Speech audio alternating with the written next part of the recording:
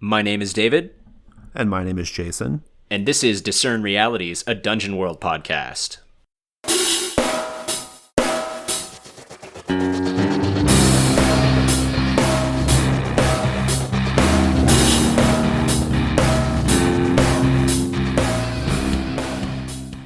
Our first segment is What Happened Here Recently. Jason, today I'd like to talk about a post that went up just recently, right near the time of recording, where Daniel Fowler posted a question asking about moments in games when players are using moves that allow them to speak to non-NPC entities, I guess. Like inanimate objects specifically, I think, like rocks and inanimate trees objects and dead people and things that aren't just like, people wandering around the streets. And it got me thinking, I've had some great moments with that. One that happened recently, one of the players wanted to speak to the dead. They didn't have a body, they had ashes. So I was, well, how are you going to speak to the dead if you don't have a body? You're going to have to describe that to me and justify it, how you can do that. And they came up with a cool little clever, almost ritual, like a quasi-ritual on how they were going to pull it off. And then I had the ghost appear and it, didn't have its eyes. And it was very, very disturbed and upset about coming back because it had been burned. And it was a great scene where there was a good back and forth between the spirit and players. And the spirit is acting like it's very tortured, and the players are seeking its advice, and it was really great. It just reminded his post in general just reminded me of all these great conversations that I've had. There was a time I tried to speak with a tree as a druid. That was interesting to try and figure out how that works. Oftentimes when speaking to animals, like what's the animal's voice? Like what does the animal say, right? Yeah. What is its perception of reality? If you're speaking to an ox, what's important to an ox? Right. Yeah. It's a super interesting question, right? I have it come up all the time, and it comes up all the time if you have a druid, right? They get to level 2 and suddenly they can talk to the walls, right? I mean, or they can talk to the campfire or the torch or whatever, right? It's interesting. I don't think I have anything to offer right now as far as like how to handle it, because I think it's a real scene specific and kind of game specific thing, maybe even a tone specific thing. Like it may not make any sense for like your animals to like a rat the druid's talking to you to say, hey, how's it going? There might be I think the approach just depends on kind of what's going on in your game, but it's an interesting conversation. Like, what do these things sound like? What is their voice? How does that show up on screen? How does the druid perceive it? I think that it's a conversation worth having, and if you would like to join that conversation, please look in our show notes. We'll link to Daniel Fowler's post and post on there, because I've seen different people handle it different ways, and it's always really interesting. That's all I really wanted to say about it, though. Thanks, Fowler, for posting that up. It was great. I will be posting on that. Yeah, I'm going to be paying attention to it because I'm super curious what people have to say. Like, how do they handle that in game? Let's go ahead and move on to our next segment.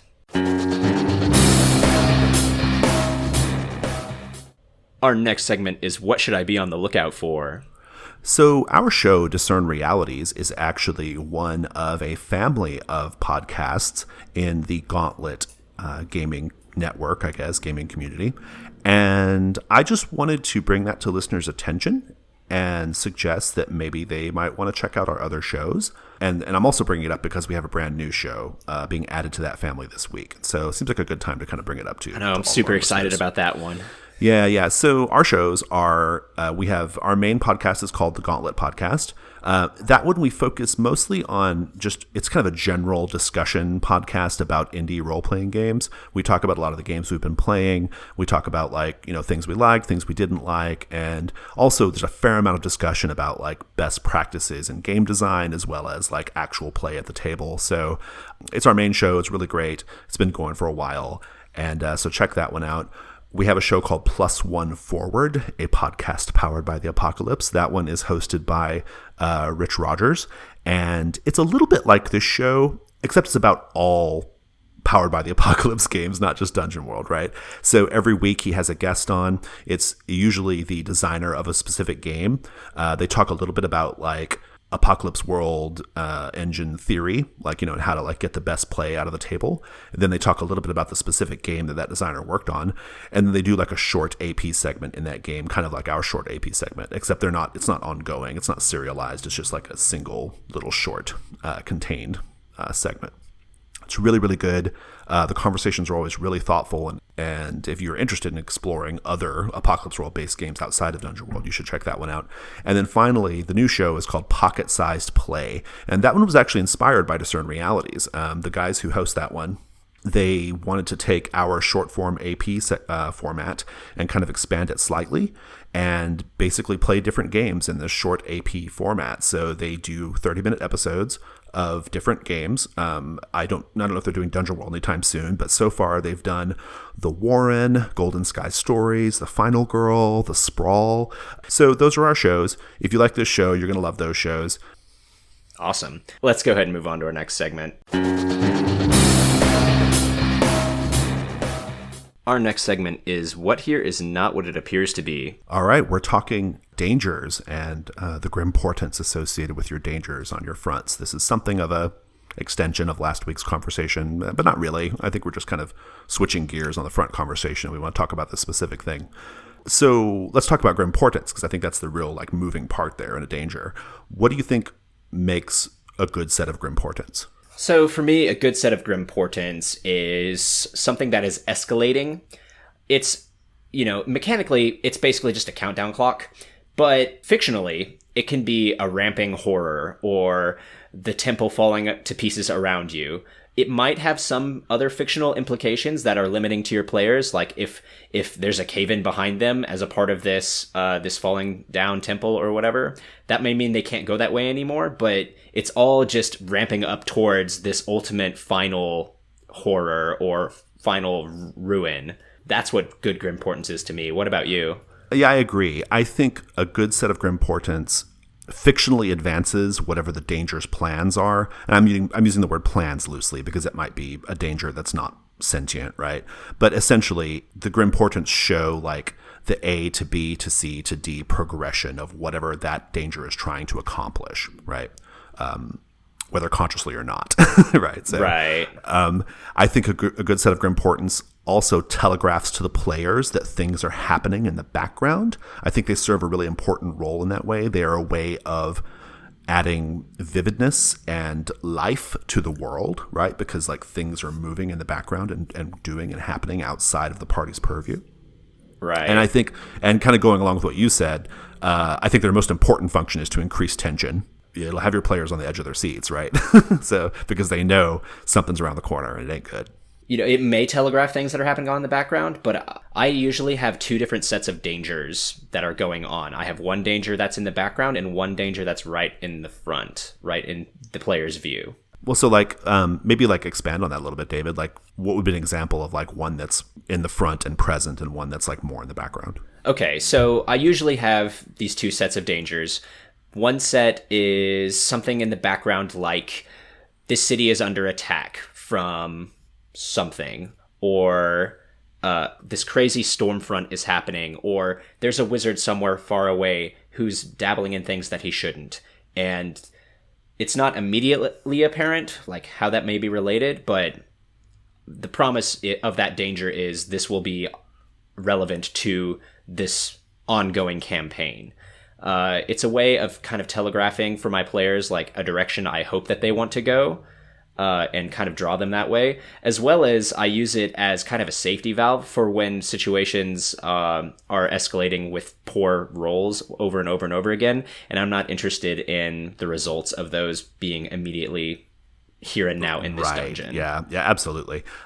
Just from a GM side, just kind of pick up on what you said there, on the GM side of things, it's a super helpful tool to have those different levels of dangers in play, because it gives you a thing to do as the GM on a missed roll, or just when you need something to do that is not necessarily like, okay, the monster hits you, right? Or, oh, you drop your magic item and break it, or whatever, right? It's just another tool for you to use, and it advances the story, right? Or it advances the sort of external fiction, which I think is important. Right. And the interesting part of it for me is a lot of times how you manifest it. So I know that you do this too, and you have really good ways of doing it. So how do you let your players know what's happening when it's not like immediately in front of their characters? I think about this a lot, and I think in all gaming, not just Dungeon World, in all gaming, you can't go wrong by being very cinematic in your thinking, okay?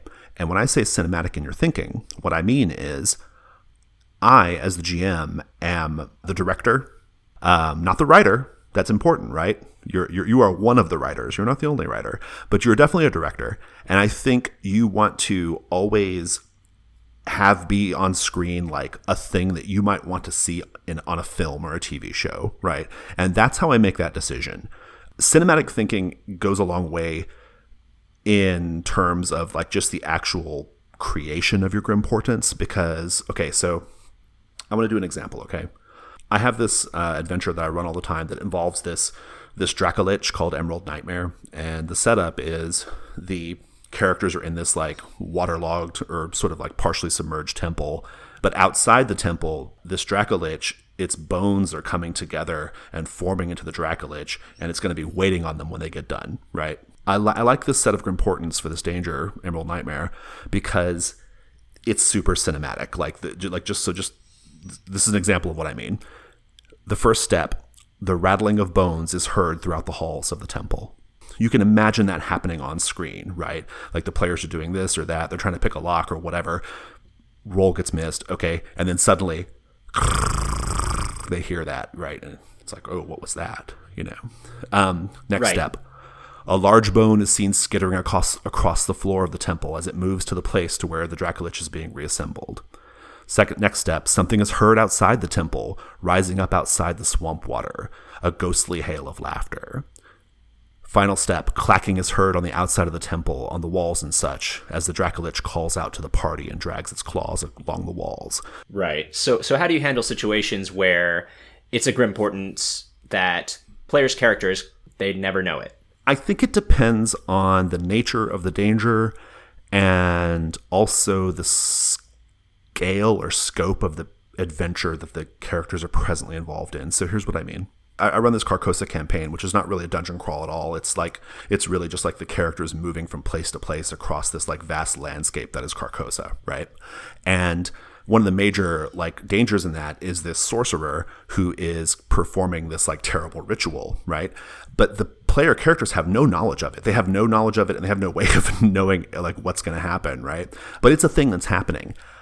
In that case, I choose to show those Grimportents on screen. I basically cut the scene, and I cut to a new scene where it's just me dictating the scene or playing out the scene as that sorcerer, showing the Grimportent happening, right? Player characters have no knowledge of this, but the players do.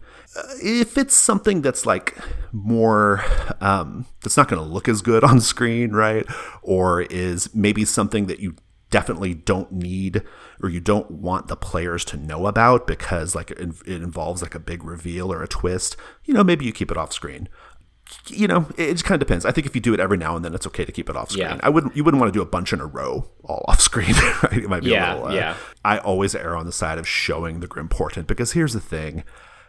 Ultimately, if your players are playing in the spirit of the game, it's okay if they know what the bad guy's up to. It doesn't mean their characters know, right? But as players, they know, and I think it just enriches the experience. Yeah, it definitely can. I think for me, one thing that you've always done when you do those that I've adopted is the ritual phrase, though it is entirely beyond your perception. Yes, right. Yeah. Because you're still leaving the players in their character's headspace where you're saying it's entirely beyond your perception, but this is what's happening. This is what's happening, right? Yeah, and they love it, right? Players love it, like, and they still play like as if their characters don't have that information, right? Right. But you've given your players this really awesome gift, I think, when you do that. I think how you present them on screen, that's a big part of this, and I think when you're writing them, and I'm just reemphasizing what I said earlier, when you're actually like sitting down to like write your Grimportents, think really hard about that. Like, what does this look like? Like, if it's something you would like to see on a movie or a TV show that shows the background horror or the background danger, then it's probably a good Grimportant. The final segment can take different forms, right? It could be like a very immediate danger that leads to the eventual impending doom, like if the impending doom is something bigger in scale or scope, or it could just be like it leads directly to the impending doom, like right now, you know? Right, so, right. I think there's something really satisfying at the table when you can share secret information with the players and have that be information that everyone knows, but that the players, because we're all trying to be fans of the characters and we all want to see the characters do cool shit, the players don't use that information, right? They let their characters, they play their characters out as if, like, based off what their character actually knows.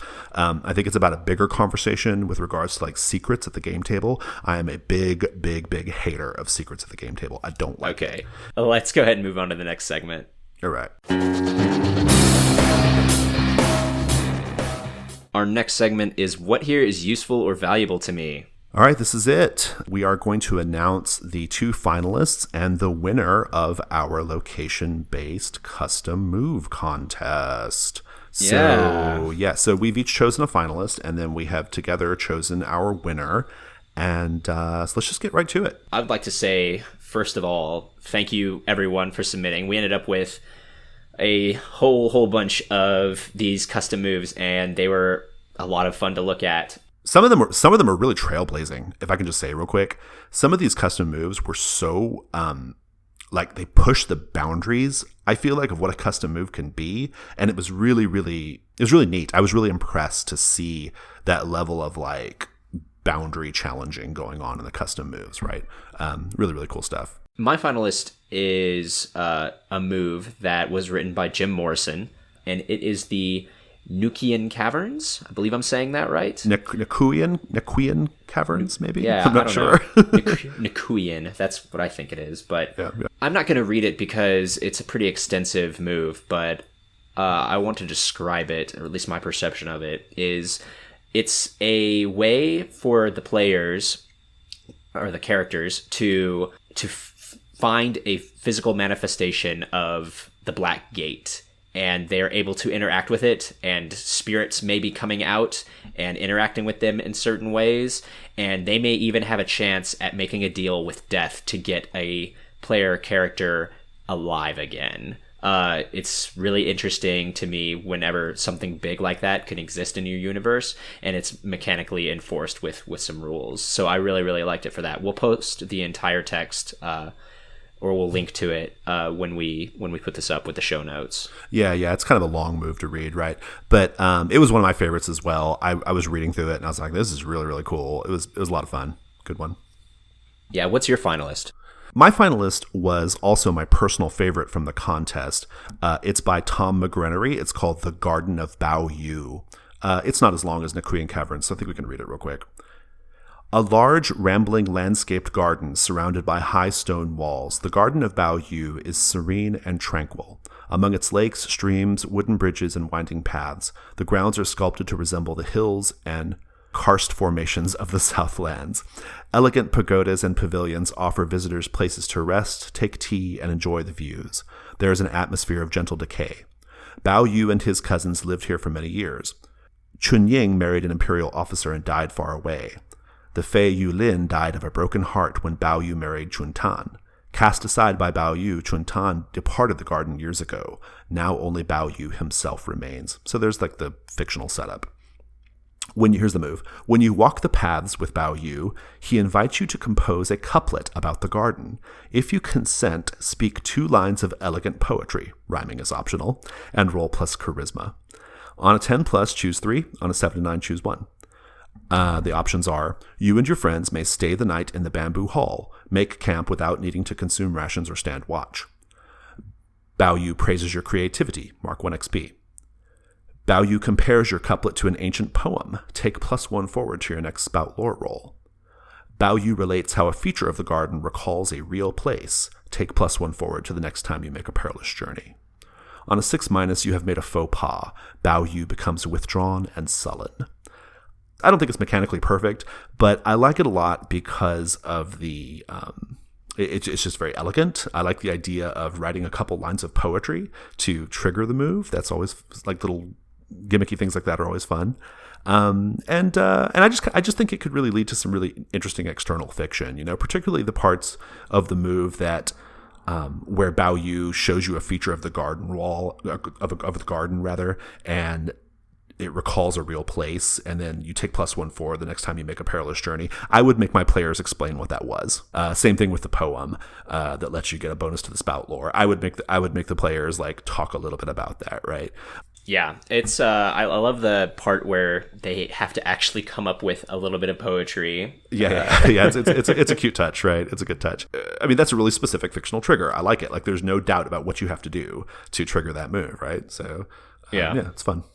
All right, it's time for our winner. The winner, yeah. Through much deliberation and once again through compromise. But yeah.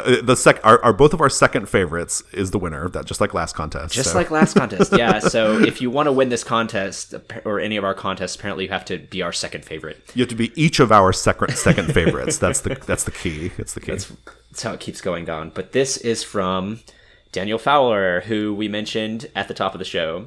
Yeah, he's getting a lot of love this show, huh? He is. This is the Daniel Fowler Discern Realities show. It is his move, the Temple of Upside Down Masters. Although it is referred to as a temple, this place contains no idols or sacred texts. Instead, it is populated with a seemingly random assortment of unhinged hermits. The structure itself baffles visitors, as it is carved into the side of a cliff with no permanent means of entry. Patrons must rappel from the top or climb from the bottom. Inside is a network of rooms and passageways built to normal human proportions. Many rooms are furnished with stone furniture still attached to where they must have been carved from the rock along with the space. The most notable feature of the temple is that all of its architecture and furniture appears to have been created upside down. Visitors often bump their heads on the backs of tall chairs and tables hanging down from the roof. Shunned by many as a place of insanity, a few sages do make regular pilgrimages to the temple to speak with those residents known as wise masters. These masters are installed into the furniture with the assistance of ropes and waited upon by the temple's more lucid members. They dispense wisdom and insight to those who bring offerings to the temple. This is the mechanical bit. A minimal offering of 100 gold worth of supplies is required to gain an audience with one of the wise masters. Roll plus X, where X is each additional 100 gold worth of supplies or other tribute. On a 10 plus, hold 3. On a 7 to 9, hold 2. And on a 6 minus, you'll hold 1, but it's still a GM move. And here's what your hold gets you. And this is the best part of the move right here. This is it, right? This is good. The wise master beckons you closer and whispers a string of rhyming nonsense into your ear. The wise master indicates a piece of equipment from your person. When you pass it to him, he will examine it, touch it in several places, maybe taste it or lick it, and then converse with it briefly before returning it to you. The wise master rummages through his robes and tosses down a small handmade item of little value and no immediate use. So basically, it's just a bunch of nonsense until, importantly, whatever the wise master gives you seems useless at the time, but later your thoughts click together in an unexpected way, and the wise master's meaning becomes obvious. You may use each of the things to give you a +1 forward on spout lore you would otherwise have no justification to know anything about. Explain how you came to this new understanding. I love it. I love it. So it's great. It's so good, yeah. I have one thing that I need to change, and you may have even heard me kind of stumble through it quickly. It's a +1 forward on a spout lore. I think it should be +1 forward on anything. It should be expanded, yeah. It shouldn't be limited to spout lore. But otherwise, I love this move so much. I love the approach. Like, I just love the description of the Upside Down Masters. I love that whole beautiful scene where they are just like licking things and yelling nonsense in your ear and just doing all kinds of crazy weird bullshit. And then I really love the outcome where, as a player, you have the creative challenge of trying to think about how to use that information to get a bonus on a future roll. This move is great. It's almost perfect. If not for the limitation on spout lore, it's almost perfect. I dig it so much. Yeah, I could see this being really, really great if it's not with the spout lore, but it's +1 forward to everything. And the player tries to tie like all 3 of these together to get a +3 forward on That would be something really, really amazing. big. Oh my God, like, that'd be amazing. Yeah. Somehow this nonsense that was, whispered to them, and then this random handheld object, and then the way that the master treated their tool or whatever they handed to him, somehow all that comes together, and that's how they defeat the dragon. Yeah, exactly. Right. Isn't that so good? Oh, Like, God, it's so good. cinematically, that could be a great thing. Yeah. And it's so good. Yeah. And that's why it's our winner. Yeah, I agree. Like between this one and Tom's, it was super close for me, and I love this. I think it definitely deserves to be the winner. It's super, super awesome. Congrats to Daniel Fowler. Yeah, congratulations. Want to say thank you again to everyone who participated in this contest. Be on the lookout for more of these contests potentially in the future. We'll see. I love having it. I love seeing all of these just come rolling in. There's so much cool stuff. Yeah, there's so much cool stuff. We ended up with 26 pages of text right. from all of these submissions, and that's awesome. That's blowing me away. The audience participation. Yeah, definitely. Thank you. Let's go ahead and move on to our next segment. Our next segment is What is About to Happen. This is our ongoing comic strip AP featuring the adventures of Lucero Castafiel. And when we last saw Lucero, he was in a wilderness area on his way to find this thief for this noble lord. So he's hunting this thief.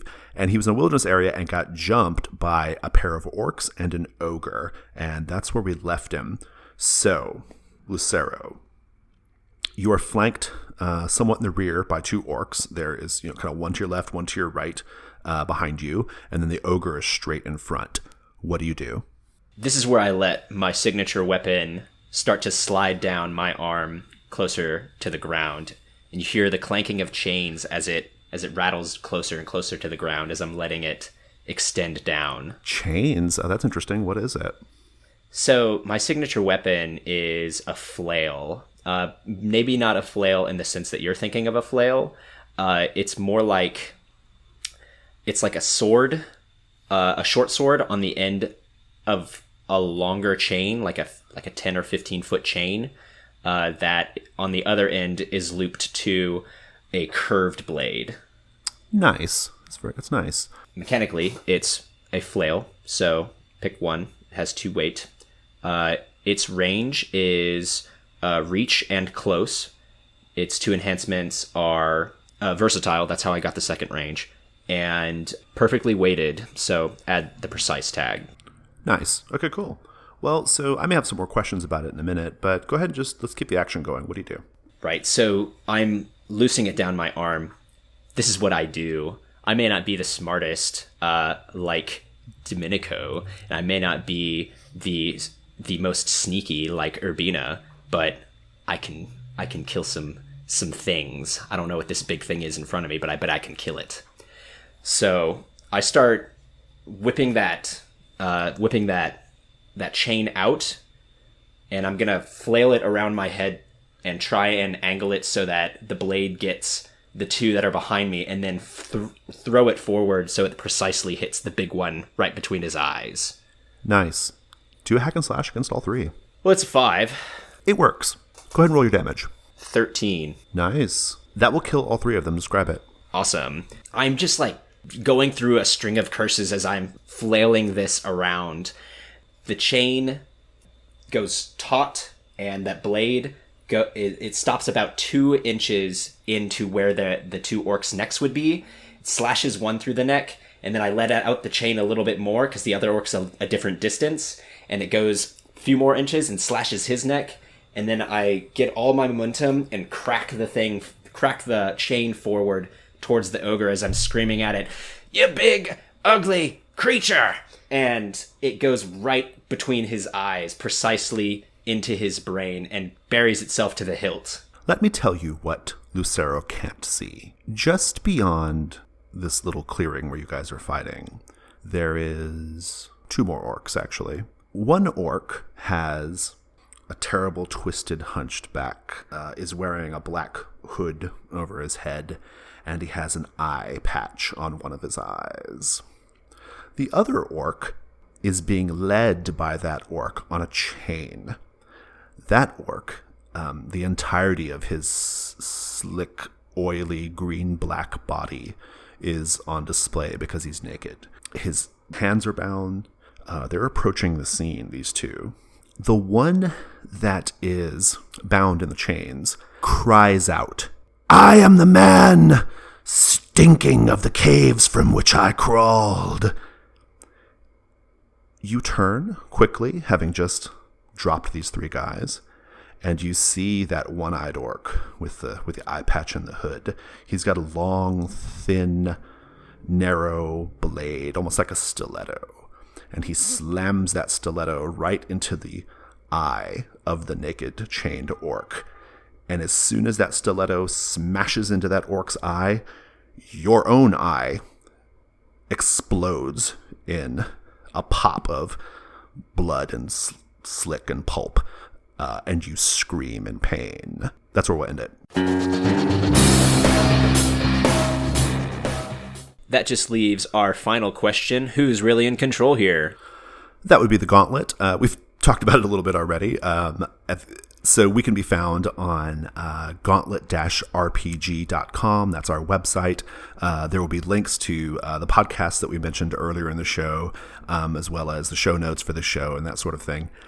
We also have links there to our G Plus community, which is really awesome. Please go join us on the G Plus community. And we're on Twitter at Gauntlet RPG. Thanks, Jason. Thanks, David. Thanks, listeners. That's our show.